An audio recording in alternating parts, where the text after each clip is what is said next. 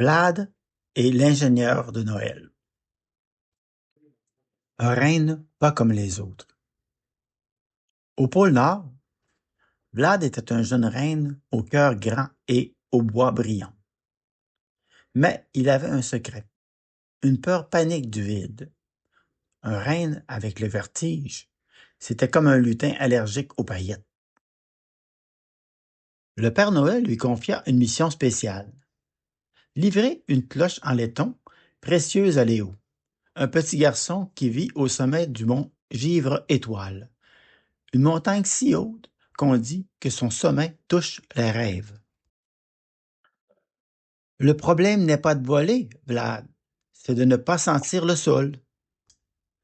Pour vaincre la peur, il faut de la science. Avec l'aide de ses amis castors, Pip a construit une gigantesque rampe en bois qui montait en spirale vers le ciel. On voit la solidité de la construction, comme Pip l'a suggéré. Concentre-toi sur l'ingénierie. Pip attela Vlad à un système de poulies, le soulevant doucement dans les airs. Mais sous chaque sabot, il avait attaché une petite plateforme en bois.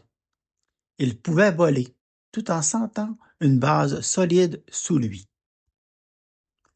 L'épreuve finale.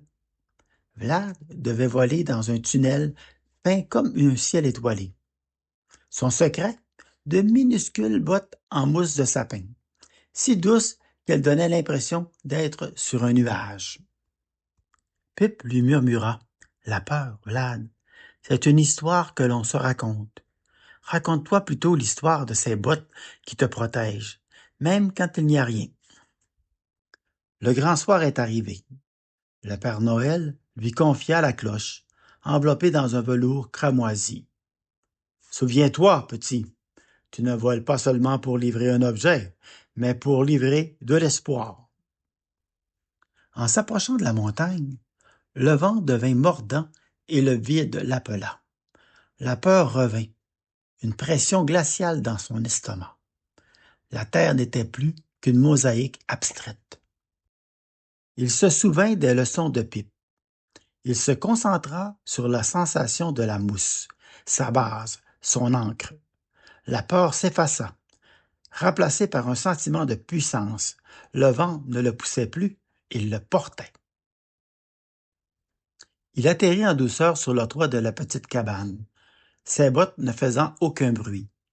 Il déposa la cloche près de la cheminée. En repartant, il entendit son doux tintement dans la nuit. De retour au pôle Nord, Vlad n'était plus le même. Il n'était pas un champion de la voltige, mais il avait trouvé son courage. Pip l'accueillit avec une accolade de champion. « Les constructions aident, c'est sûr, dit Pip. Mais la base la plus solide, Vlad, ce n'est pas le bois sous tes sabots. C'est l'ami qui te rappelle que tu as déjà tes propres ailes. » Merci pour votre écoute.